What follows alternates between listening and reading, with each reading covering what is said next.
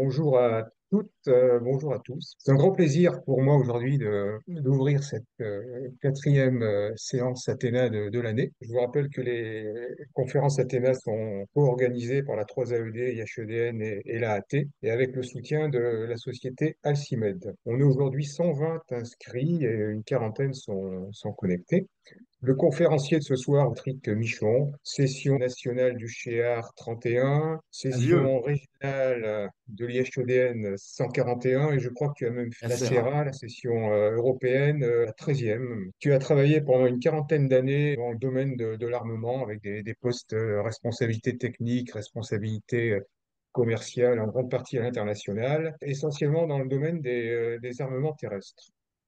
Depuis, tu accompagnes des entreprises, des PME, des startups et des ETI, et tu es également auteur de nombreuses reprises, et tu as publié beaucoup d'articles dans la revue de la Défense nationale. La conférence d'aujourd'hui s'intitule, comme vous le voyez, Les armes absurdes. Alors, on va y découvrir la folie des grandeurs parfois, la folie tout court, mais aussi parfois ce qui a pu préfigurer de futurs systèmes d'armes qui ont été rationnels. Je n'en dirai pas plus, Patrick va amplement décrire le sujet.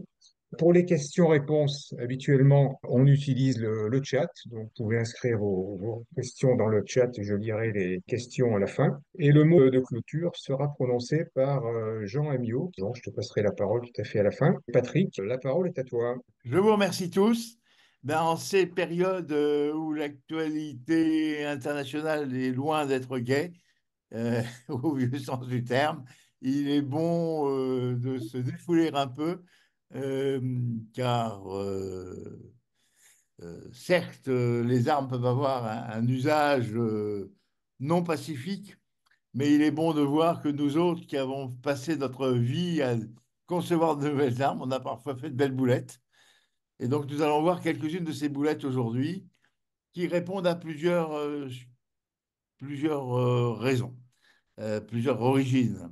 Donc, j'essaye de vous passer les planches, mais, je n'ai manifestement, mon partage n'a pas marché. Excusez-moi. Si C'est- le partage... Ah oui, le partage ne marche plus, Non, effectivement. il a marché pendant le temps où vous n'avez pas besoin. Il a marché tout à l'heure, oui. Oui, alors, voilà, ça doit être ça. Voilà. Vous voyez la première planche. Est-ce que vous la voyez Oui, tous? Bon, eh oui, bien, oui. eh bien, donc, l'image, vous vous rappelez tous qu'il y a des plaisanteries sur les fusils à tirer dans les coins. Eh bien, ce fusil a été inventé par les industriels, par les ingénieurs allemands pendant la Seconde Guerre mondiale. Et ça n'a pas été un grand succès opérationnel. Nous y revenons tout à l'heure. Et vous voyez un petit peu à quoi ressemblait le Krumlauf, c'est-à-dire ces armes permettant de tirer un petit peu protégé. Mais nous en reparlons. Donc, eh bien, ceci, ce n'est pas une arme absurde, c'est votre conférencier, il y a 40 ans, alors qu'il livrait le premier prototype du char coréen K1 à l'armée de la Corée du Sud. Donc, j'étais ainsi installé en train de présenter le viseur qui était de ma responsabilité, viseur chef de char. Et derrière, eh bien, vous voyez les Coréens qui étaient en train de recevoir tout ceci. Voilà. Bon, alors on va commencer par un peu de philosophie, hein. La guerre, il y a deux phrases qui sont bien connues, qui sont toutes les deux germaniques d'ailleurs. La guerre est la poursuite de la diplomatie par d'autres moyens, qu'on pourrait inverser, la diplomatie et la poursuite de la guerre par d'autres moyens aussi. Ça, c'est du Clausewitz. Et la deuxième phrase, je l'aime encore davantage. Faire de la diplomatie sans armes, c'est vouloir faire de la musique symphonique sans instrument. Et c'est une phrase de Bismarck. Alors, vous voyez, on est très germanique aujourd'hui, mais les deux sont pas fausses. Bon, alors il va y avoir trois réflexions, hein, que l'on va analyser. Il y a des armes qui paraissent bizarres, mais parfois elles sont efficaces quand même. Il y a aussi des armes absurdes dont le rapport a été désastreux pour le pays qui les a mis en service. Et puis il y a aussi des armes improvisées c'est-à-dire du matériel civil militarisé. Je trouve que parfois, ce sont d'excellentes armes. Alors, les armes absurdes qu'on va mettre dans le bêtisier de l'armement, elles ont plusieurs origines, plusieurs raisons. D'abord, il y a des armes qui n'existent pas. Ces armes de propagande fictives qui paraissent absurdes, mais qui ont parfois eu un rôle important psychologique pour redonner un peu de morale à une population civile. Ce que je préfère, c'est l'hubris, alors de tout le monde, hein. Les politiques, les généraux, les ingénieurs, voulant faire plus grand, plus lourd, plus armé, mais toujours inutilisable. Bon, il y a aussi des cas d'urgence, hein, actuellement, dans un conflit à l'est de l'Europe, on voit que des problèmes d'approvisionnement font que on transforme tout en armement et parfois ça permet de faire des armes efficaces. Il y a eu aussi par certains ingénieurs qui ont oublié quelques règles physiques et mécaniques élémentaires et dans lesquelles ben, ça ne marchait pas. Et puis, il y a aussi eu des cas où on n'a jamais réussi à mettre au point le matériel. Nous en reparlerons. Bon, alors, à l'origine des armes, à l'origine de l'armement, il y a deux personnes connues. Il y a Léonard de Vinci. Alors, Léonard de Vinci, qui, se- qui a vendu ses capacités en ingénieur de l'armement à Ludovic le Mort, il a inventé beaucoup de choses, il a imaginé beaucoup de choses, mais aucune n'a réellement été mise en service parce qu'il lui manquait l'élément essentiel, c'est-à-dire la capacité de propulsion, la capacité de motorisation. Les seuls moyens mécaniques dont il disposait, c'était le cheval, le bœuf et la force humaine, et aucun d'entre eux ne pouvait ni élever ses hélicoptères dans le ciel, ni mouvoir son char de combat, etc. Donc, beaucoup d'idées, mais inapplicables par le manque de la propulsion. Et lorsqu'on voit aujourd'hui, alors je fais je dirais une idée un petit peu, nous voyons que les pays qui veulent se doter d'une BITD, d'une base industrielle civile de défense, très souvent, leur point faible, c'est de ne pas disposer de moteurs et de moyens de propulsion pour faire avancer leur. Alors quand même, aujourd'hui, en 500 ans après, on a essayé de reconstituer, et vous voyez sur la droite de l'image, un canon multiple qui est la reproduction réaliste d'un inventé ou imaginé par Léonard de Vinci. Un autre, un autre esprit plein d'imagination, ben c'est Jules Verne, hein.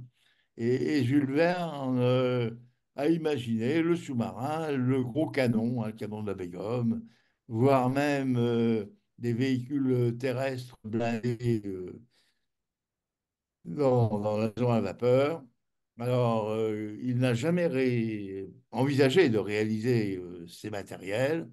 Mais de toute façon, il avait le même inconvénient, à savoir, il lui manquait le moyen de locomotion. Ça, c'était effectivement, même si au moment de Jules Verne existait déjà la machine à vapeur, mais mis à part la maison à vapeur, les autres matériels ne pouvaient pas être. Il imaginait qu'on pourrait un jour. Voilà. Et en tant qu'armement terrestre, ben, j'ai un petit attachement pour le canon de la Belgique, qui a été depuis réalisé, mais pas brillamment. Alors, un peu d'armes de propagande. Alors, les premières armes de propagande auxquelles on pense, eh ben, c'est les fameux Wunderwaffen, qui étaient des armes miracles à partir de 1944 dans la propagande allemande. Euh, Elles n'ont pratiquement jamais pas été mises en service, du moins en quantité suffisante. Bon, il y a eu le Messerschmitt 262 comme chasseur, mais toutes les autres armes de propagande auraient pu être mises en service en 1946. Heureusement, la guerre était finie à ce moment-là. Et puis là aussi, nous voyons à droite, en haut, euh, une monstruosité, le Maus, qui était un char beaucoup trop lourd pour être efficace, mais effectivement, le grand dignitaire du Troisième Reich avait un point bizarre, il ne rêvait que monstruosité, pas, pas seulement intellectuelle, mais aussi pour ses armements. Donc, vous voyez, ces armes sont seulement permis à des auteurs de science-fiction d'imaginer ce qu'elles auraient pu donner si elles avaient été mises en service. Alors là-dedans, vous avez en bas à droite les fameux Mistels qui étaient récupérer des vieux avions pour les transformer en bombes volantes, étant guidés par un avion monoplace qui était, lui, doté d'un pilote et qui pouvait les diriger. C'était du kamikaze avec un équipage décalé, donc avec une certaine chance d'en revenir. En revanche, un certain nombre de ces armes, en particulier les missiles, ont été réutilisés après, mis au point après, par tous les vainqueurs. C'est-à-dire que tous les vainqueurs ont récupéré ces fameux ingénieurs et techniciens allemands et scientifiques allemands à leur profit. Les Allemands ont en fait ont colonisé les usines américaines, russes et françaises, hein, n'oublions pas l'origine de Vernon à ce sujet-là. Mais ces armes illusoires continuent à être dans l'imagination, hein. Le fameux F-19 que vous voyez ici en tant que maquette, elles n'ont jamais existé pour de bon. Elles ont existé qu'à niveau de maquette, mais elles permettaient, dans le cadre de la guerre des étoiles des années 80, de montrer aux Soviétiques que les Américains étaient plus avancés qu'ils ne l'étaient en réalité. Donc le F-19 n'a jamais existé, sauf à l'état de maquette que vous pouviez acheter chez Revell et dans d'autres fabricants de maquettes. Donc, il explique qu'elles avaient des formes un peu contraires aux lois de la physique. Mais pas seulement elles, parce que là, vous avez le KR 313 qui a été présenté à partir des années 2010 dans tous les salons aéronautiques et autres iraniens, avec des photos du KR 313 en vol. Vous en avez cette photo-là. Mais en fait, le KR 313 n'a jamais dépassé le niveau maquette échelle 1, qui était illusoire et qui permettait au président de l'époque, Ahmadinejad, de, excusez-moi de cette phrase, de faire un certain cinéma comme quoi l'Iran avait atteint et dépassé les capacités de ses ennemis préférés, à savoir les États-Unis et Israël. Alors, c'était le bon temps parce qu'à l'époque, l'armement iranien, c'était du Photoshop. Il y avait ça, il y avait aussi drones qui étaient les reprises par Photoshop de drones civils japonais en effaçant l'arrière, l'arrière, l'arrière-fond, et aussi des lancements simultanés de roquettes ou de missiles qui étaient également du Photoshop.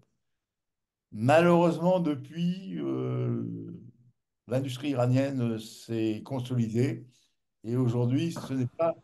Il y a peut-être de l'exagération, mais il y a une tendance à, à vouloir devenir et à être en train de devenir une Juggernaut, c'est-à-dire une phrase, un mot sanskrit voulant dire une force invincible. Alors, ils ne sont pas encore là, mais l'époque où l'Iran, c'était que du Photoshop est terminée. Donc là, vous avez ce fameux KR. Et le prototype présenté, c'était une maquette quasiment en bois et en plastique, dans lequel les équipements étaient tenus par des circuits. On a rigolé à l'époque, mais maintenant c'est un petit peu tard. On ne rigole. Mais bizarre, ça ne veut pas toujours dire absurde, hein. Il y a des armes en caoutchouc gonflable qui ont été très largement utilisées pour des opérations de déception de l'adversaire. Alors, il y a l'opération Fortitude, hein, qui est bien connue, 44, à savoir toute une armée avait été installée au large, de côté britannique, en face de Calais, avec des milliers de chars, d'avions, et un vrai commandant. Le commandant, c'était un général américain bien connu. Lui était vrai, mais pendant que que les Allemands photographiaient et refotographiaient les concentrations de chars qui étaient du côté de Dour, le vrai débarquement se préparait en Normandie, au large de Caen, hein, là où il a eu lieu pour de bon. Et cette habitude d'avoir des chars gonflables est toujours très à la mode dans l'armée russe actuelle. Donc là, vous avez un M4, euh, M4, j'ai oublié l'autre nom. Excusez-moi, gonflable, et vous voyez bien que un Sherman. char sérieux ne pourrait pas être monté par Sherman. quatre. Un Sherman, exactement. J'avais le nom du M3 en tête, Lee, mais ça, c'est le Sherman. Voyez. Donc, bizarre, c'est pas absurde. Et actuellement, les maquettes gonflables sont devenues beaucoup plus complexes parce que non seulement elles doivent avoir la forme, elles doivent avoir aussi la signature radar et la signature thermique. Donc, il y a à bord des chars gonflables actuels des petits moteurs à l'arrière, des petits moteurs, des petits brûleurs pour que le compartiment moteur soit chaud afin de pouvoir leurrer non seulement des photographies, mais aussi des caméras thermiques et des radars. Donc voilà, c'est bizarre, c'est pas forcément absurde. Bon, alors maintenant, le plus amusant, c'est l'hubris, hein. Alors l'hubris, vous mettez dedans les politiques, les généraux, les ingénieurs. Ils veulent toujours faire plus grand, plus lourd, plus armé, plus cher aussi, parce que évidemment, la valeur d'une arme, enfin, dans l'esprit de certains ingénieurs, c'est aussi la valeur du budget. Alors, le plus beau, hein, voilà, c'est Habakkuk. Et j'avoue que je ne me lasse pas de présenter Habakkuk. Alors, il se trouve que deux personnes importantes des années 40, pas identiques hein, du tout, mais quand même importantes, avaient en commun deux points, la peinture et les projets démesurés. Alors, Churchill avait des projets démesurés de son côté, à côté de ses idées. Il avait aussi eu des idées démesurées, parce qu'il était à l'origine des Dardanelles qui n'avaient pas été très brillants. Mais c'est aussi un projet démesuré. Donc, le projet Habakkuk, il avait une raison au départ, c'est que dans les années 41, 42, les avions anti-sous-marins n'avaient pas l'autonomie suffisante pour protéger le milieu de l'Atlantique, où les sous-marins allemands de 10 pouvaient donc faire leur marché, puisqu'il n'y avait pas de menace. Donc l'idée d'Abacu, qui était de construire un super porte-avions qui devait faire 600 mètres de long, 1 800 000 tonnes de déplacement. Il faut bien voir qu'à l'époque, les plus gros bateaux faisaient 30 000 tonnes, hein, et qui aurait dû être construit en mélange de glace et de de bois pour en faire une structure incoulable. Et cette mélange de bois et de de bois, alors j'ai dit dans les eaux du Groenland hein, et d'Islande, il ne fallait pas qu'il soit plus bas, pouvait rester froide. Euh, Vu qu'il était Premier ministre, effectivement, il avait pris la décision de lancer ce projet. Des maquettes ont été réalisées à l'échelle 1/10 à peu près, hein, et ont montré que c'était pas irréaliste. Le seul problème, c'est qu'effectivement, pour éviter que ça fonde, il fallait consacrer au projet la production d'1 an ou plus de liège, etc. Alors, pourquoi ça n'a pas été réalisé au-delà de la maquette? Ben, entre-temps, les ingénieurs aéronautiques ont réussi à mettre au point des avions avec une autonomie suffisante pour contrôler la totalité de l'Atlantique. Donc, le projet n'avait plus de raison d'être et a été abandonné au grand soulagement, en particulier des financiers, des, des ministres des Finances et du budget qui voyaient ça avec un certain, avec un certain, une certaine inquiétude. Mais le projet est allé très loin. Et c'est peut-être l'exemple de ce qu'il ne faut pas faire. Habakkuk. Bon, cela étant dit, on a tous été là-dedans, hein. Alors, à une échelle moindre, les grands pays maritimes de l'époque, États-Unis, Angleterre et France ont voulu faire des croiseurs sous-marins. Alors, c'est entre les deux guerres et ont voulu doter des sous-marins de canons de croiseurs lourds. Alors, les Anglais l'ont fait, c'était la classe M. Il y avait un canon de 200, 200, 203. Les Américains aussi. Et les Français sont allés le plus loin avec le Surcouf, que vous voyez en photo, qui était invulnérable sur le papier et en réalité était un mauvais croiseur, un mauvais sous-marin et un mauvais projet. Euh, Parce que il ne pouvait tirer évidemment avec ses canons de 203 qu'en surface et pour atteindre, pour mettre en œuvre, il fallait beaucoup trop de temps pour pouvoir mettre en œuvre l'engin. Vous ne pouvez pas tirer par le travers, vous pouvez tirer que avec un angle restreint par devant. Et, et il était trop bas sur la. Donc, il ne pouvait pas repérer. Donc, il a intégré les forces navales de la France libre et a eu un sort bien malheureux parce que couronné, volontairement ou non, par un cargo américain. Il coulait avec tout l'équipage.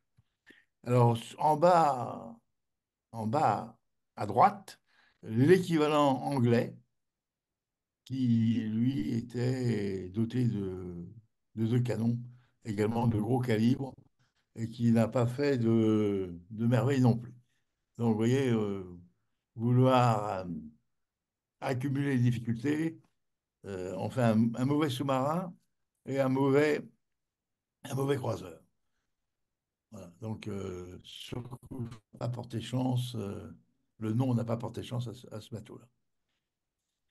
Bon, alors, la folie des grandeurs, c'est surtout le domaine de prédilection des artilleurs. Un artilleur aime ce qui a un gros calibre. Donc, j'en ai présenté deux devant vous. Le canon du Tsar qui est à Moscou, qui existe toujours et qui est au, au Kremlin, qui n'a jamais tiré. Ça vaut peut-être mieux d'ailleurs. Alors, il y a un cas effectivement où un gros canon a eu un effet positif, c'est le canon de Constantinople, qui était un canon hongrois euh, développé par des mercenaires hongrois au service des Ottomans et qui a été l'une des raisons, mais pas la seule, de la conquête de Constantinople en 1453 de mémoire, euh, parce qu'il a permis effectivement d'abattre les murs de Constantinople, qui de toute façon étaient, avec ou sans canon, aurait dû être, devait être prise. Voilà. Et puis vous avez un canon similaire qui est aussi présent, toujours présenté aujourd'hui dans la forteresse d'Édimbourg. Alors c'était des calibres de 800 millimètres ou plus. Et, et donc le temps de chargement était très long. Voilà. Mais avec les voies ferrées, on a pu, parce que le gros problème de ces énormes canons, c'était la mobilité. Donc, quand il y a eu les voies ferrées, à partir de 1880, on s'est dit, on va monter des canons sur les voies ferrées.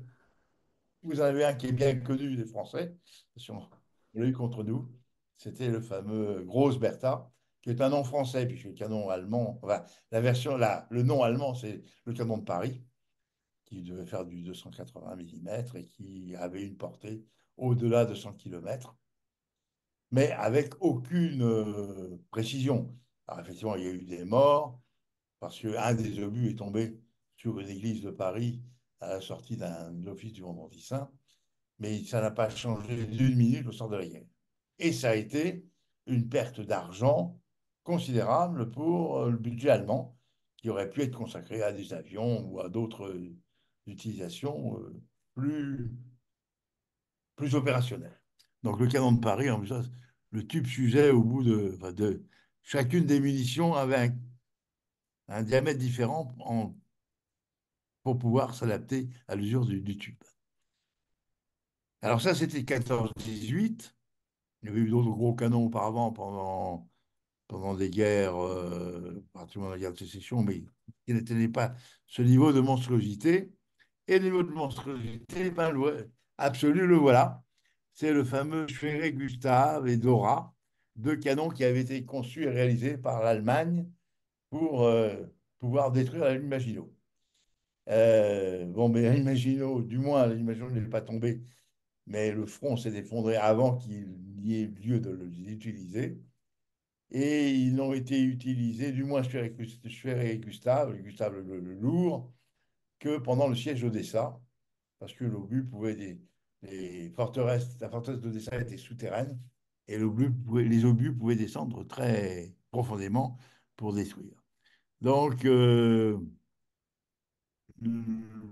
quelques chiffres affreux. Pour installer le canon, il fallait 1000 à 2000 hommes. Les- il fallait installer une voie ferrée spéciale.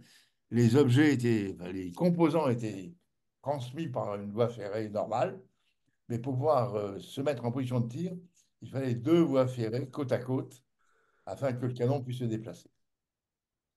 Donc également, même remarque que pour la, la pauvre Bertha, beaucoup trop d'argent dépensé, beaucoup trop d'efforts pour un résultat qui quand même ne valait pas du tout le coup. Euh, mais l'Allemagne a toujours aimé le colossal, hein, avec un grand K, et là, ça rentrait dans le cas du colossal. Cela étant dit, c'était pas une bonne idée. Mais l'Allemagne aimait toujours ce qui était colossal, enfin, aime peut-être toujours, mais à l'époque.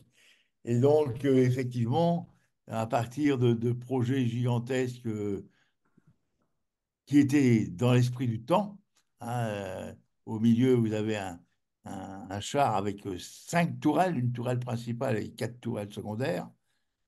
C'est quelque chose qui n'a pas été brillant. À droite, en haut à droite, vous avez le char 2C français mis au point dans les années 20 et encore utilisé pendant le début de la Seconde Guerre mondiale avec pas de résultat.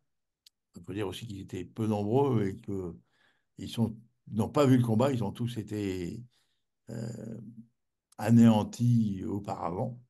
Et en dessous, vous avez les silhouettes des projets du Troisième Reich. Alors le Tigre, bien connu, 50 tonnes, le Maos, 100 tonnes, et le Ratte, je ne sais plus combien, mais la tourelle est une tourelle de cuirassé avec deux canons de 280. Alors, déjà, le Maos, il n'y en a eu que deux exemplaires d'achevés, et le Raté n'a jamais quitté la planche à 10, hein. Alors, le moteur doit être un moteur de sous-marin. Et effectivement, c'était des cibles rêvées pour l'aviation. C'était une cible beaucoup trop grosse et trop peu mobile pour pouvoir se défendre contre un assaut aérien. Donc ça, c'est un exemple de ce qu'il ne faut pas faire, atteindre des niveaux de dimension trop lourds et trop chers et trop peu mobiles. Alors là, donc, on a vu un petit peu la lubris qui conduit des ingénieurs, des politiciens et des ingénieurs à faire n'importe quoi, mais également le cas de l'urgence. Quand on est dans une situation désespérée, on fait n'importe quoi. Alors, premier exemple de n'importe quoi développé en urgence, ça a été le Tsar Tank, le premier char russe euh, que vous avez ici, qui a été réalisé pour de bon, hein, alors vous avez des dessins et puis à droite une reconstruction. Donc vous voyez un petit peu l'allure que cela aurait eu. Il n'a pas eu de chance. Quand le prototype a été mis au point en 14, on a invité le tsar à une démonstration et malheureusement il venait de pleuvoir et le char s'est embourbé. Donc le projet n'est pas allé plus loin.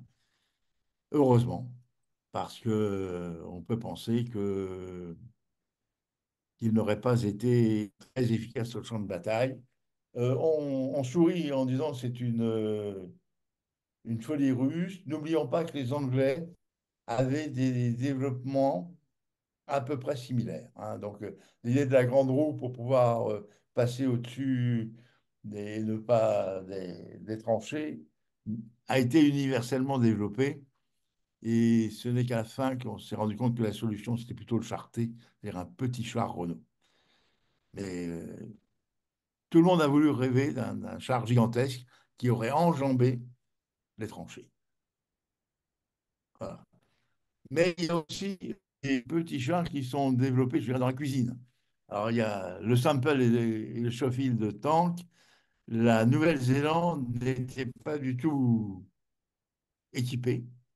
Et lorsqu'ils se sont rendus compte de la menace japonaise, ils ont voulu fabriquer, ils en ont fabriqué deux modèles de chars inutilisables qui n'ont été pas utilisés, mais qui ont permis au moins de remonter un peu le moral des braves Kiwis, des braves Néo-Zélandais.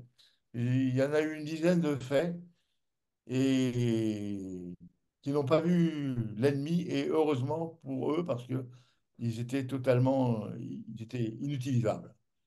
Mais dans un défilé, pourquoi pas? Donc là, vous avez à droite, c'est le sample, fabriqué à une dizaine d'exemplaires, fabriqué à partir de n'importe quoi. Mais bon, au départ, c'était un tracteur agricole modifié et équipé de mitrailleuses. Le tracteur agricole a beaucoup servi comme point de départ pour des chars, avec parfois un peu plus de succès que cela. Et puis, le problème de l'infanterie, c'est que euh, elle est pas protégée et surtout, elle ne voit pas. Donc, les Anglais, encore eux, avaient imaginé des petites chenillettes avec une sorte de chariot élévateur dans lequel étaient couchés un ou deux soldats qui pouvaient ainsi voir plus loin. Bon, ça a atteint un niveau prototype et puis à ce moment, on s'est rendu compte que ça ne servirait pas à grand-chose, on ne sait pas aller au-delà. Mais je voulais vous présenter ces idées un petit peu farfelues à l'époque, peut-être pas aujourd'hui, en remplaçant l'infanterie par des caméras. Les fantassins par la caméra. Donc aujourd'hui, ce que je suggère, ce que je recommande, c'est de reprendre toutes les mauvaises bonnes idées pour les adapter aux technologies modernes où elles auraient peut-être une certaine capacité. Euh, Elles avaient fait l'objet de cette idée de développement dans les années 80. L'idée était revenue. Et puis, le problème, c'est d'amener des explosifs au contact. Donc, c'est une idée française que je vous présente, de Kegress, hein, un ingénieur franco-russe qui avait développé une mine télécommandée. Bon, les plans sont tombés entre les mains des Allemands en 40, qui ont construit quelques milliers de mines Goliath et de mines mouvantes, euh, qui étaient télécommandées d'abord par un câble, hein, mais il suffisait de couper le câble. Et ça fait que le système n'a pas été opérationnellement une réussite. A seulement été largement utilisé pendant les combats de Varsovie en 40, et où l'on voit quelques Polonais suffisamment d'inconscience pour couper le câble. Et une fois que le câble est coupé, ben, l'engin ne servait plus à rien. Cela étant dit, aujourd'hui, nous pourrions reprendre cette idée pour des drones terrestres. Euh, Où à ce moment, il n'y a plus besoin de câble avec ce que nous allons appeler l'intelligence artificielle. L'engin devrait pouvoir se promener à peu près indépendamment. Et quelques dessins du créateur actuel des drones terrestres, Milrem, un Estonien, ressemblent de l'extérieur pas mal à ce brave Goliath. Et voilà le fameux canon à tirer dans les coins, Krumlauf, qui a été mis au point en Allemagne à partir des années 40, qui était mis au service d'équipage pour l'autoprotection du char contre l'infanterie adverse. Mais le problème principal, c'est que comme l'opérateur ne voyait pas très bien où il tirait, il y a eu de nombreux tirs fratricides, donc le, le matériel n'a pas été réellement, n'a jamais été une réussite, hein, j'aurais voulu. Donc voilà. Donc le Krumlauf. Alors, encore à nouveau, aujourd'hui, avec des micro-caméras, le tir fratricide pourrait être évité. Bon, sur l'usure du canon, elle, reste vivante. Donc, y a-t-il besoin de réactiver cette idée-là? Je ne pense pas. Et puis, urgence toujours, sous les nuées de bombardement, l'Allemagne et le Japon avaient besoin de systèmes d'autodéfense. Donc, euh, des projets ont été développés côté japonais en avion suicide, hein, côté allemand dans lequel le pilote pouvait s'éjecter au dernier moment. Là, vous avez fabriqué par la fameuse firme Zeppelin. Il y a eu d'autres projets, mais trop tard, en trop petit nombre, n'a jamais changé le résultat de la guerre. Donc, ce qui est développé en urgence, généralement, arrive trop tard. Et puis, il y a quand même eu quelques oublis de règles physiques, hein. Les ingénieurs, parfois, se focalisent sur un sujet et oublient quelques bonnes règles physiques de base, ou mécaniques ou autres. Alors voilà, le Panjum Drum, là, je vais attaquer un petit peu les ingénieurs anglais, mais il y en aura d'autres après. C'était un système qui aurait dû permettre de pénétrer les défenses du mur de l'Atlantique. Donc, c'était deux grandes roues reliées ensemble. Au milieu, il y a une lourde charge explosive. Il faut faire avancer. Alors, c'était des petites roquettes qui étaient le long des grandes roues, permettant ainsi d'avancer. Le problème, c'est que les roquettes ne s'allumaient pas en même temps et que les essais préliminaires faisaient que le matériel revenait régulièrement sur son point de départ. Alors bon, au niveau des essais, l'explosif n'était pas monté, mais ça fait suffisamment peur aux créateurs pour que le matériel ne soit pas utilisé pour de bon. Hein, vous voyez les petites roquettes de part et d'autre, il y avait toujours une qui ne s'allumait pas. Donc, comme la poussée n'était pas symétrique, ben, il revenait vers le point de départ, et que n'aiment généralement pas les utilisateurs. Donc, le Panjum Drum, alors c'est un nom indien, un tambour faisant du bruit. Mais bon, vous oubliez, ça n'a pas eu un grand succès, ça n'a eu aucun succès du tout, d'ailleurs. Et dans la même idée, un peu farfelue, ceci a existé pour de bon, hein. Il y a eu un certain nombre de cuirassés russes de, de la fin du 18e, du 19e siècle, début du 20e, qui étaient chargés d'assurer l'autodéfense de Sébastopol. Bon, et puis il y en a eu un autre qui a été fait, qui était le yacht du Tsar, qui était des navires parfaitement circulaires, euh, qui étaient totalement non maniables, et qui donc n'a jamais été réellement utilisé, et ça valait mieux pour l'équipage. Bon, sauf celui qui était le yacht du Tsar, c'est une forme qui n'est pas marine, que les ingénieurs n'avaient pas compris. Hein, donc, vous avez une maquette à gauche et une photo du vrai à droite. Voilà, donc, alors, autre idée bizarre qui a été très développée entre les deux guerres et au début de l'après-guerre, les, les avions porte-avions. Parce que les avions lourds, les bombardiers, quand ils étaient seuls, ils étaient cibles faciles des chasseurs ennemis. Donc il fallait embarquer son propre chasseur d'autodéfense, ses propres chasseurs d'autodéfense. Les Russes ont commencé à développer cette idée-là, puis ça a été repris par les Américains. Donc à gauche, c'est un projet russe d'entre-deux-guerres, du Polève quelque chose, et à droite, c'est un McDonnell, un petit chasseur parasite qui était emporté par des B-36. Le B-36, c'est un énorme bombardier, euh, stratégique bien entendu, intercontinental qui était préparé pour la fin de la guerre et qui était mis en service à ce moment-là, au moment de la guerre froide. Au début de la guerre froide, entre 48 et 55, 6 moteurs et 4 réacteurs, truc qu'on ne reverra plus jamais, et qui emportait son propre avion qu'on appelait Parasite.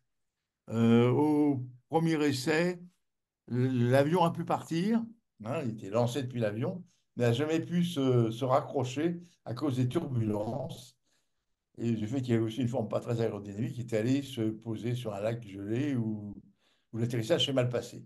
Donc, régulièrement, les Américains ont voulu le relancer. Donc là, vous avez un essai de ces bombardiers B-36. Cette fois-ci, le Parasite était un avion plus classique. Et le gros problème était de se réaccrocher après la mission de protection. Il valait mieux avoir une bonne assurance vie. Les projets ont été abandonnés et sont réapparus il n'y a pas très longtemps, il y a une vingtaine d'années, en transformant un Boeing 747 avec des petits avions télécommandés. Il n'y avait plus de pilote à bord, mais vous voyez comment les avions étaient embarqués et auraient pu faire des missions. Le projet n'a pas dépassé le stade avant-projet étude parce que cela voulait, l'avion était un extérieur, l'avion porteur était un avion civil et cela aurait, j'aurais o- occasionné des confusions entre les 747 civils, 747 armés et aurait pu déclencher des réactions un petit peu précipitées de la part des soviétiques. Donc, c'était plutôt pour des raisons géopolitiques que le projet n'est pas allé au terme. Alors, en revanche, euh, le petit avion Parasite a été développé pour faire quelques essais, mais le système n'est pas allé très loin. Et puis maintenant, les têtes en l'air, hein, c'est-à-dire les avions posés sur leur queue.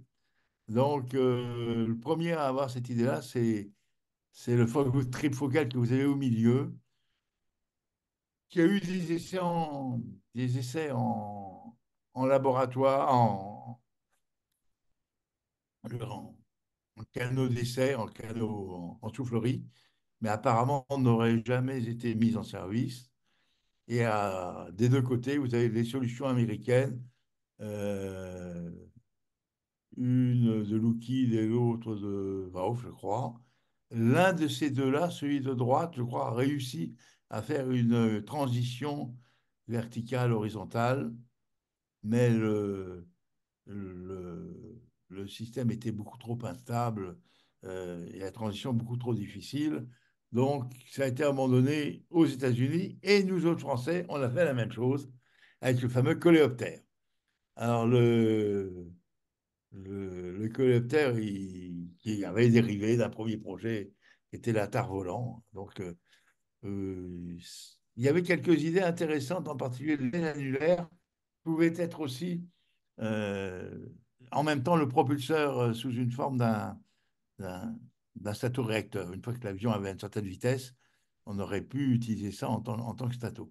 Euh, mais au premier vol où il y a eu une transition, c'était le neuvième vol en tout, le vol est devenu instable, l'avion s'est écrasé et le pilote qui s'appelait Jean Morel a été très gravement blessé. Il ne s'en est jamais remis. Il est mort quelques mois plus tard. Et donc, le système n'a pas été reconstruit. Mais aujourd'hui, hein, donc en 2023-2024, nous savons maîtriser les codes euh, informatiques nécessaires pour que ce vol soit, désormais, la transition soit possible, non pas pour des engins pilotés, mais pour des drones. Donc, on en parle. Les drones ont l'avantage de ne pas risquer la vie d'un pilote et donc toutes les formes bizarres et biscornues que l'on a connues depuis la création de l'aviation peuvent à nouveau être analysées. Et moi, j'ai une petite coquetterie sur ce fameux coléoptère parce que quand j'avais 13 ans, j'ai fait la maquette du coléoptère et puis j'ai perdu. Donc, je, je l'ai fait, mais je ne suis pas allé plus loin. Et tout ça n'était pas motorisé. une maquette est l'air. Bon, alors maintenant, on parle de l'ambiance atomique. Donc là, on a tous fantasmé pour faire des engins capables de survivre en ambiance atomique.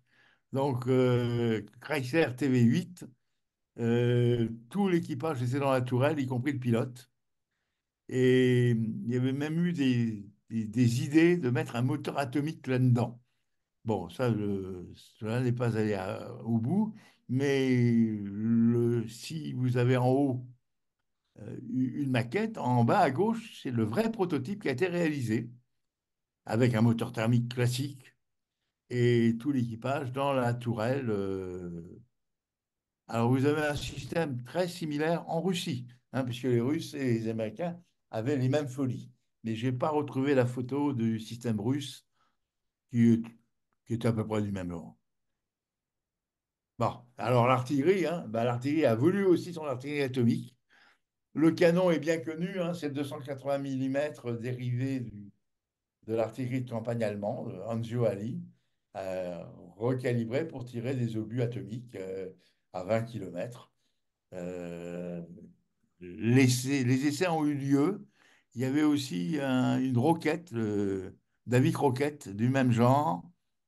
Bien entendu, l'équipage n'était pas forcément en très bon état après les tirs. Et ça n'a été, et les obus ont été mis en dotation pendant une dizaine d'années. On y a échappé, heureusement. Euh, puis, ce n'est pas parce que l'engin ne marchait pas qu'il a été retiré de service, mais parce que ça leur est donné à des échelons bas de hiérarchie des capacités de déclencher la guerre atomique. Et c'était contraire, et heureusement, aux différentes politiques d'usage de la bombe atomique ou des engins atomiques qui nécessitaient je dirais, un ordre politique très élevé. Et là, ça mettait la bombe atomique à des niveaux beaucoup trop bas. Mais techniquement parlant, on sait faire, depuis une cinquantaine d'années, des obus atomiques avec une bombe, avec un obus contenant une bombe atomique. Voilà, en calibre 280 dans ce cas précis. Et puis, on a tous fantasmé à la propulsion atomique, aussi bien aux États-Unis qu'en Russie. Alors, la photo qui est connue, c'est le B-36 nucléaire, qui était doté d'un réacteur nucléaire fonctionnel, mais qui n'était pas relié au moteur, hein. Donc, le B-36 atomique avait son réacteur embarqué, mais ce réacteur, même s'il divergeait, n'était pas relié au moteur. Les moteurs étaient les 6 moteurs à piston et les 4 réacteurs habituels du B-36.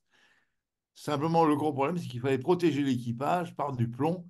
Et là, vous avez la mise en place de l'habitacle de l'équipage à bord de ce B-36. Et puis, pendant qu'on y est, fantasmons, il y a aussi des projets qui n'ont pas atteint des niveaux très avancés de réalisation. Un hélicoptère atomique que vous avez en dessin en bas. Bon, on a oublié, hein, depuis l'idée que des avions se promènent avec des réacteurs nucléaires sous tension, avec les incidents Three Mile Island euh, et autres, Fukushima, fait que désormais, on n'en parle plus. Ça existe toujours au niveau des sondes spatiales, puisque les sondes spatiales sont, pour une part d'entre elles, équipées de mini-réacteurs atomiques pour fournir l'énergie électrique pour la transmission. Mais c'est quand même des cas rares et on se fait toujours une petite frayeur au moment des tirs. Et puis, sans être atomique, dans le gigantisme, le monstre de la Caspienne, à savoir des écranoplans. Là, vous avez un exemplaire qui est en train de rouiller au bord de la mer Noire, où il s'est échoué malencontreusement. Et c'était des engins qui devaient voler par effet de sol, donc à quelques mètres au-dessus du sol, avec d'abord une série de réacteurs pour le déjaugeage que vous avez à l'avant, et puis la propulsion proprement dite étant un simple turboréacteur monté dans la queue. Voilà. Donc, le, la théorie a été mise au point par un ingénieur allemand, Lipitch, mais seuls les Russes, les Soviets, ont voulu exploiter cette idée, spécialement pour le transport de troupes, hein, parce que ça permettait de monter quelques centaines de soldats équipés et le vol était de préférence au-dessus de la mer parce que certes, en faisant des efforts, ils pouvaient monter à assez haut, mais ce n'était pas recommandé. On pense que les Russes, s'ils ont les financements, remettront ceci au goût du jour. Mais actuellement, on se contente d'appeler ça le monstre de la Caspienne. Il y en a quand même eu quelques dizaines de fabriqués, sous cette forme-là ou d'autres formes. Et puis, il y a des armements qui n'ont jamais été achevés, parce qu'on ne savait pas les achever. Alors, excusez-moi, mais je vais pas être gentil pour nos amis suisses. Le PZ-68 a eu tellement de problèmes de mise au point qu'il n'a jamais été introduit en service. La protection NBC ne marchait pas. La boîte de vitesse ne permettait pas de passer en marche arrière, en marche, ce qui n'était pas normal d'ailleurs, hein. Si vous avez une voiture avec une boîte automatique, j'ai cassé une voiture comme ça, moi. Je passais la marche avant, la marche arrière, alors que je roulais encore avant. Quand vous mettiez la radio de bord, eh ben ça tournait à elle. Et puis le chauffage faisait le tir canon. Bon, on en sourit, mais chacun de ceux d'entre nous qui ont travaillé sur les chars savent que trouver le point de masse dans une tourelle, c'est loin d'être évident. Et tous les chars ont eu les mêmes problèmes. Moi-même, dans le char coréen que vous avez vu, enfin, américain, mais vendu en Corée, que vous avez vu au début de mon exposé, il y avait de mêmes problèmes. On a quand même décapité pour de bon un pilote qui n'avait pas rentré la tête trop vite. Euh, Bon, c'était pas mon équipement qui était en cause, mais c'était le fait que des perturbations électriques étaient telles tant qu'on n'a pas trouvé la bonne mise de masse. Bon, alors, les Suisses ont réussi à trouver l'origine du problème, à mettre au point, mais ça avait pris tellement de temps que le département de la Défense et du sport, qui s'occupe de ça en Suisse, en avait eu assez et a acheté entre-temps des chars Léopard 2, où la masse avait été trouvée, où donc les problèmes étaient résolus. Et les PZ-60 ont été stockés pendant très longtemps et proposés à qui les voulait gratuitement, y compris aux Thaïlandais. Mais les Thaïlandais ont eu tellement peur des chars qu'ils n'ont pas accepté la proposition. Donc, au bout de quelques 10 ans ou 20 ans, les chars ont été démilitarisés et ont été envoyés à la casse, sans avoir jamais été réellement mis en service. Et puis, là, je vais taper sur nos amis suisses et les Américains ont eu des problèmes similaires avec le Sheridan, qui était un char léger qui, qui devait remplacer le M41. Et là, ils ont accumulé les difficultés, hein. Donc, le char était sur le papier un bon char, mais ils ont voulu utiliser un calibre de 152 mm pour un missile anti-char, le Shaheed, qui était en parallèle. Donc, il y a eu une vraie malédiction, hein. Le canon pouvait tirer que sans tir. Les gaz toxiques rentraient dans la tourelle au moment du tir. L'obus missile était trop fragile et ne supportait pas l'ambiance char. Et puis, ce char a accumulé les problèmes et il prenait feu un peu facilement. Mais il a quand même été largement utilisé comme ceci. C'est-à-dire que le canon a été mis hors service et ça a été transformé en faux T-72. C'est-à-dire que ça a permis d'équiper une fausse brigade blindée américaine qui avait des matériels ressemblant au matériel soviétique, T-72 dans l'espèce, pour pouvoir entraîner les équipements américains des vraies brigades. Et ça a servi pendant très longtemps. Je me demande si ça ne sert pas toujours quelque part en tant que, en tant que plastron. Bon, et puis au bout d'un certain temps, les Américains ont pu acheter des T-72, des vrais T-72. Et donc le rôle du plastron n'avait plus lieu d'être. Mais il y avait toute une série de véhicules américains camouflés en véhicules soviétiques, dont le Sheridan, qui a enfin servi à quelque chose. Voilà. Et les Américains n'ont toujours pas de chars légers, après avoir dépensé beaucoup d'argent. Et puis, il y a un autre exemple de matériel jamais réellement mis au point. Ça a été un véhicule allemand. J'aurais pu le mettre aussi parmi les trop gros véhicules qu'on avait vus tout à l'heure, le Rammer S, qui était beaucoup trop lourd pour être efficace. Et là, vous le voyez récupéré par les Américains en 1945. Et c'est un exemple de ce qu'il ne faut pas faire. Et puis ben, maintenant, on va parler d'armes improvisées.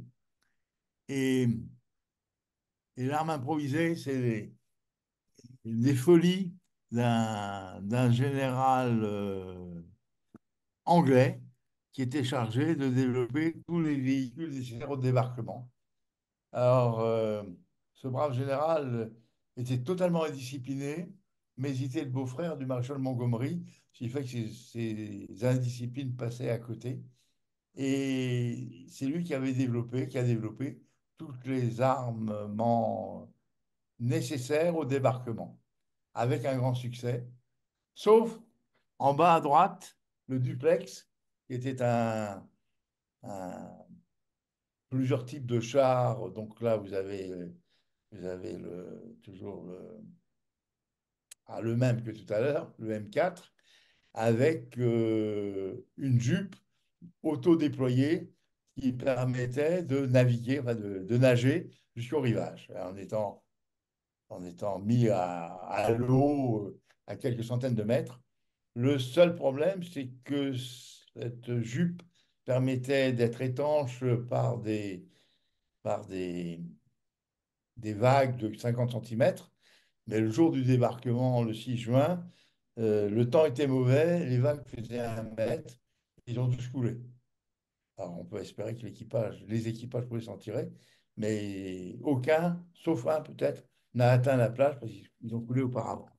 Hein, c'est l'inconvénient d'avoir des mauvaises conditions météo.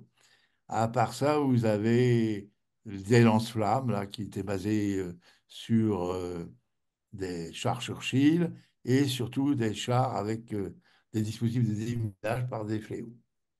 Donc, des armes bizarres peuvent être quand même efficaces et surtout lorsque vous avez de l'imagination. Alors, les Anglais sont très forts pour l'imagination, y compris en Rhodésie, ou soumis à des embargos au moment de la République indonésienne, blanche, si on peut dire.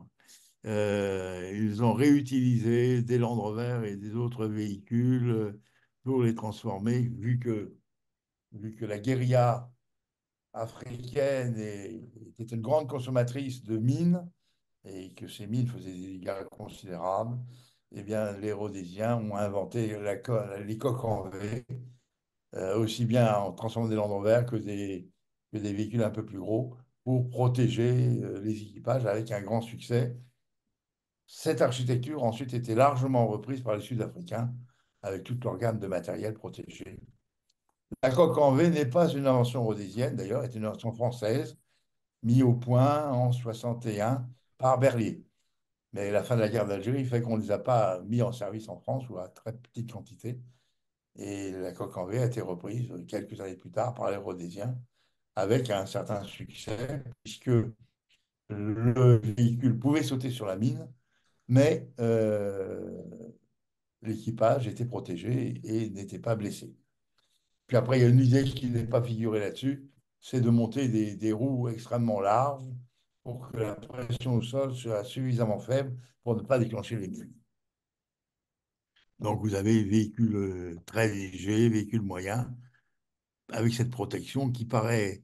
Alors évidemment, les véhicules ont une silhouette très haute, mais leur rôle principal d'être protégé contre les mines est obtenu. Et puis, même si Marcel Dassault disait qu'un bel avion était un bon avion. C'est pas réciproque. Là, j'ai voulu vous présenter un avion très bizarre, un Blommenbus 141, totalement asymétrique. Mais comme un moteur à hélice est par nature même dissymétrique, hein, puisqu'il y a l'effet du couple de renversement, cet avion, qui faisait hurler tout le monde au point de vue quand il est apparu, était un bon avion d'observation, au moins sur un côté. Sur l'autre côté, on voyait moins bien.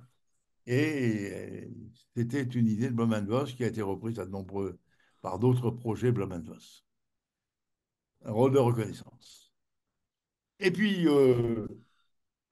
on peut quand même faire de la lutte anti-char à partir d'une Vespa. Alors, c'est une Vespa dotée d'un canon de 105 mm sans recul que vous pourriez voir au musée de Saumur, puisque un des exemplaires est exposé au musée de Saumur. Euh, à vous de le voir. Voilà. Bon, on va bientôt arriver à la fin de cet exposé parce que ben, le temps passe, hein, ça fait quand même 1 heure que je cause. Et là, je vais vous poser une question. C'est quoi ça? C'est un matériel dont il existe actuellement un seul exemplaire au musée des blindés de Moscou, hein, le Kugelpanzer, et on ne sait pas à quoi il sert. Donc il y a une forte récompense à celui qui trouvera l'usage de ce matériel-là. On ne sait pas à quoi ça peut servir. Et on peut même se demander, est-ce que c'est pas une blague? On ne sait pas. Hein, la partie centrale semble être occupée. Il y a un moteur avec une personne ou deux personnes pour observer. Et il y a deux roues dentées que vous voyez là, actionnées. On se pose des questions depuis 50 ans. Quel est l'usage? Le seul exemplaire présenté a été capturé sur le front japonais lors de la fin de la guerre en août 45, lorsque l'URSS est rentré en guerre contre le Japon et a conquis la Mandchourie. On n'a aucune idée du rôle de cet engin. Mais ceci, ça existe pour de bon. Ça a existé pour de bon. Et je dirais que c'est là-dessus que je vais finir ma conclusion. Et ça marchait bien. Mais malheureusement, hein, il y a des problèmes de timing. Le radar l'a remplacé. Euh, Qu'est-ce que c'était? Ben, c'était un dispositif d'écoute pour repérer des avions euh, et qui donnait donc l'azimut et le site d'avions rentrants, arrivants. Euh, Tous les pays ont développé cette idée-là à l'époque et le radar a fait que c'était plus utile et donc ça a été abandonné. Et je suis prêt maintenant à recevoir vos tomates et vos questions. Merci Patrick pour cet exposé très très large. Tu as tout couvert. Si ce sujet vous intéresse, il y avait un livre dont je me suis inspiré, mais qui date des années 80. Il se trouve pratiquement plus. Armes secrètes, armes farfelues en bande dessinée. C'est belge. D'accord. Et là, il y a de quoi je n'ai pris qu'un dixième des idées que l'on pouvait développer là-dedans. Bon, je regarde dans le chat, il y a eu une question de Benjamin Guertin. Toutes les artilleries me paraissent être des armes lourdes, entre guillemets. Est-il possible d'expédier de l'armement à recomposer sur place, sur le théâtre d'opération, je pense? Que les Une expéditions réponse. seront diversifiées et moins risquées. Oui, eh ben, ça a été le cas en particulier du fameux Schwerer Gustave Lelour, qui a été acheminé sur le théâtre d'opération en petits morceaux par la voie ferrée et Mhm. réassemblé sur place. Et il fallait construire une voie ferrée spéciale qui était de deux voies parallèles. Donc, les armes lourdes peuvent être décomposées en petits morceaux. Je pense d'ailleurs aussi que le fameux Grosse Bertha était acheminé en petits morceaux et rassemblé sur place. La Mhm. réponse, oui, c'est ce qui se fait normalement. Ça n'empêche pas que c'est lourd hein, quand même. Même décomposé en petits morceaux, je rappelais qu'il fallait plus d'un régiment, 1 000 hommes, pour réassembler ce Ouais, fameux avec Gustave sur place. ouais, c'est pareil, Au impressionnant. moins 1 000 hommes. Mhm. Bon, qui n'était pas très, en plus ça, qui était forcément pas très volontaire parce que euh, les prisonniers de guerre servaient à ça, hein, à les réassembler. Mais il fallait au Mhm. moins les surveiller. Enfin, c'était une chaîne logistique complètement abracadabrantesque, comme l'aurait dit un ancien président de la République. Ouais. Y a-t-il d'autres questions? Moi, j'ai une remarque, en fait, ou un complément. Tu as parlé tout à l'heure des avions suicides. Oui, Je me souviens avoir visité l'atelier des torpilles au Mourillon à Toulon il y a quelques années. Il y avait également des torpilles tout à suicides fait. qui étaient pilotées Tout à fait. Alors, il y jusqu'à... avait deux types, hein. Il y avait la torpille suicide japonaise, Kaiten, qui était basée Ouais. sur la torpille lourde Long Lance, dans lequel le pilote restait à bord, hein. Effectivement, il n'avait qu'un seul voyage. Et la torpille, je dirais, pas suicide, mais pas loin, allemande, qui consistait en deux torpilles l'une sur l'autre. Il y avait une Mm. torpille habitée qui larguait à proximité de sa cible une vraie torpille. Et normalement, le pilote de la torpille habitée avait une petite chance de s'en tirer. Oui, C'est tout à probablement fait. ce Ouais. qui a vu la mourir. Mm. Parce que ces torpilles ont été utilisées en Méditerranée, en particulier lors du débarquement du 15 août. Et c'est, je pense, une de celles-là qui a été récupérée et qui est au Morillon. Tout à fait. Mm, mm. Alors, c'était deux torpilles l'une sur l'autre. Oui, Et c'est dans ça. le Ouais. celle du haut était équipée d'un Mm. pilote. Tout à Ouais. fait. Alors, Et c'est tu pas as... vraiment. Enfin, mais enfin, il valait mieux donner la croix de fer avant le départ qu'après, en récompense. Et Je tu as je évoqué crois aussi aussi, les... sur le point précédent, là, je crois aussi, mais je n'en suis pas sûr, que ces torpilles à pilotage humain ont été utilisées à partir de Jersey. C'est bien Ah, possible. Oui, oui, oui, je dirais à partir de juin 44, les Allemands ont exploité toutes les idées pour retarder l'échéance, y compris les plus cruelles vis-à-vis de leurs propres équipages. mm, Alors, oui, pour juste compléter, Je signale aussi que l'église qui a été touchée par un obus de la grosse Bertha, ça doit être, oui, j'en suis quasiment sûr, Saint-Gervais, derrière l'hôtel de ville. Oui, je pense aussi. Et c'était l'office du Vendredi Saint. Et pour il la me petite semble. anecdote sur les chars gonflables de Patton, hier à la télé, ils montraient un reportage en Ukraine de menuisiers qui contribuent à l'effort de guerre ukrainien en fabriquant des maquettes de chars à l'échelle 1 en bois, Oui, avec en mettant des parties métal pour représenter le moteur, et ils mettaient des bougies pour la partie thermique. tout Et à puis fait. il y a effectivement une société tchèque spécialisée qui fait pour l'Ukraine des véhicules gonflables Oui. façon 44 quoi. Et je crois mm, qu'il y a une société française qui en faisait il y a encore peu de temps. Et Euh, de mémoire, par exemple, un Pantsir russe en gonflable, je crois que c'était 15 000 euros. ouais, tout à fait. Je crois, enfin, au moment de la guerre du Golfe, la deuxième, celle de 2003, je crois qu'il y avait une société française qui proposait des T-72 gonflables et on s'était posé la question s'ils ne s'avaient pas vendu à Saddam. Est-ce qu'un T-72 gonflable est-il dans la liste des matériels de guerre ou pas? Ça, je ne sais pas. C'est une bonne question à poser. Ah, et évidemment, ça pourrait être considéré comme matériel de guerre puisque c'est un simulacre. Mais comme ma société ne fabriquait pas cela, je ne vais pas poser la question en tième. Alors, c'était deux torpilles l'une sur l'autre. oui, Et c'est dans ça. Ouais. celle du haut était équipée d'un Mm, pilote. tout à Ouais. fait. Alors, Et c'est pas vraiment. Enfin, mais enfin, il valait mieux donner la croix de fer avant le départ qu'après, en récompense. et tu as Je évoqué crois aussi aussi, les... sur le point précédent, là, je crois aussi, mais je n'en suis pas sûr, que ces torpilles à pilotage humain ont été utilisées à partir de Jersey. C'est bien Ah, possible.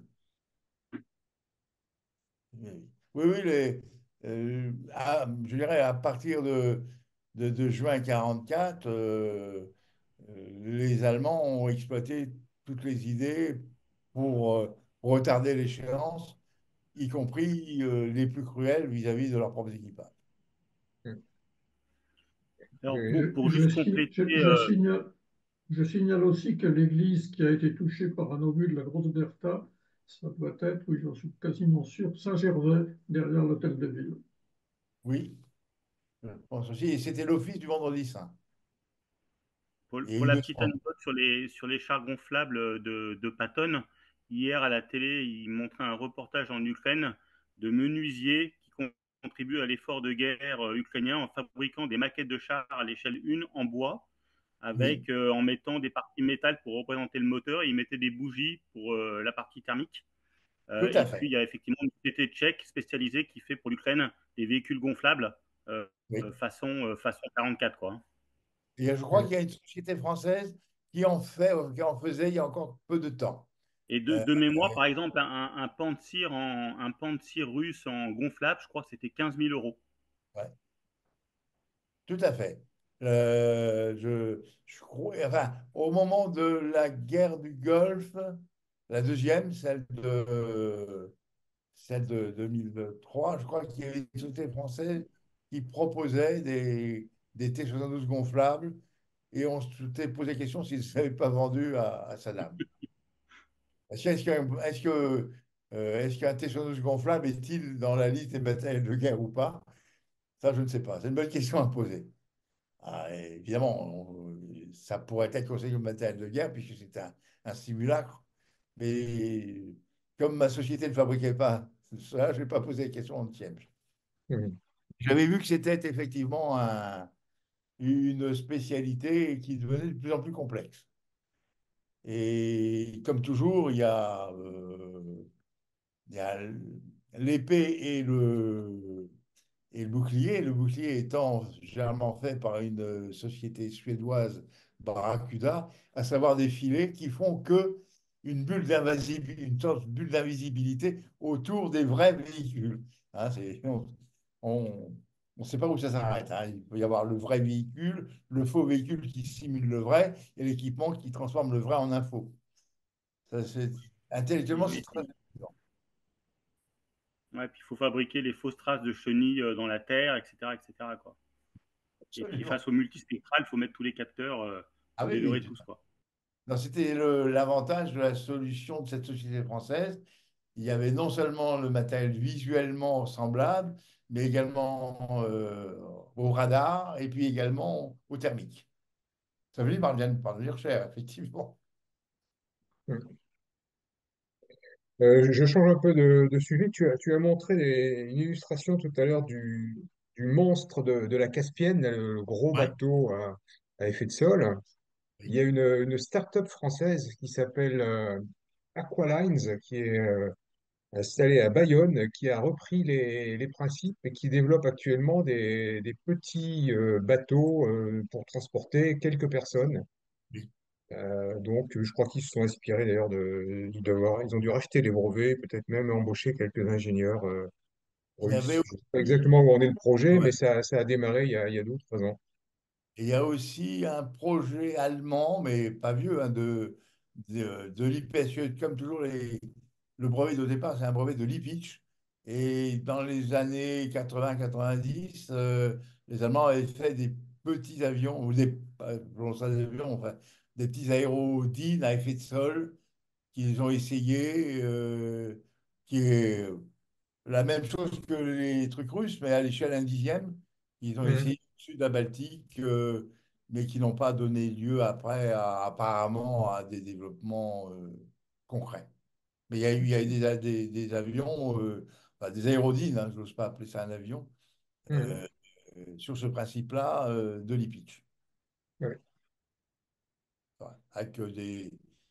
mais enfin, il faisait quelques 5 mètres ou 6 mètres de long. Enfin, ça n'a rien à voir avec le Ouais, bien monstre. sûr.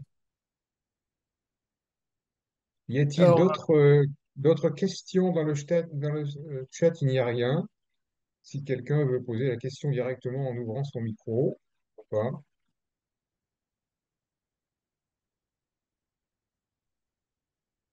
Non. Eh bien, dans ce cas-là, je peux passer la parole à Jean Amiot. Merci beaucoup. Mon cher Patrick, merci beaucoup pour cette conférence et au nom de 3AED IHLN et de l'Association de l'armement terrestre, je voulais te féliciter pour ce tour d'horizon général hein, sur ce type d'armes. Alors, quand même, tout autour de cette conférence, je me suis dit, je me suis rappelé que nos camarades et amis allemands avaient été très forts sur ces armes farfelues, entre guillemets. Hein. Déjà, lors de la Seconde Guerre mondiale, hein, le renard du désert, Rommel, avait imaginé, pour faire croire qu'il avait beaucoup plus de chars qu'il en avait, de mettre des carapaces en bois simulant des chars sur des petits véhicules à roues. Tout à fait. Les Britanniques, qui sont quand même assez malins, comme d'habitude, ont bien vu l'affaire et eux ont fabriqué des bombes en bois qu'ils Oui, lançaient sur ces carapaces en bois. tout à fait. C'était franchement euh, un beau tandem. Alors, toujours nos camarades allemands, là, pour refaire un peu mes guerres, lorsque nous sommes rentrés en coopération avec nos amis allemands sur le char 90, nous avions, nous, développé un certain nombre de concepts papier du char qui étaient potentiellement développables. Et les Allemands étaient déjà allés beaucoup plus loin puisqu'ils avaient expérimenté des prototypes, d'une part, d'un char casemate à deux canons, les Tout à canons fait. étant divergents, Dans qui, les années 95, 95, tout à fait. oui, Et qui est utilisé qui actuellement. effectivement fonctionnait comme un chasseur à la chasse avec son fusil, sa carabine deux coups. Hein, le char se mettait à pivoter lorsqu'il prenait en charge il y avait un pilotage automatique qui faisait tourner le char et qui allait faire tirer le premier, puis le deuxième canon qui, eux, restaient fixes par rapport au châssis. Absolument. L'autre prototype qu'ils avaient développé et qu'on a pu voir également, c'est le char en superstructure, la tourelle en Oui. superstructure. Et il n'y a pas eu d'autre char, ni dans un cas, un casemate de canon et un char avec arme en superstructure, on n'en a pas encore vu. Alors, peut-être que nous allons les revoir dans un proche futur avec le successeur du Leclerc hein, et du Léopard 2. Mais je tenais vraiment à te remercier pour nous avoir vraiment éclairé sur cette capacité d'invention et d'imagination qu'ont les ingénieurs et techniciens qui travaillent dans le domaine de l'armement, que ce soit dans le domaine terrestre, aérien ou naval. Oui, oui, on s'est bien amusé, effectivement. Je suis d'accord. Patrick, merci de nous avoir fait cette conférence très détendante. Hein. Et bon, nous comptons toujours sur toi. Merci Et beaucoup. à vous tous qui êtes encore là, puisque je vois qu'il reste encore beaucoup de monde, je vous souhaite une bonne soirée. Merci beaucoup.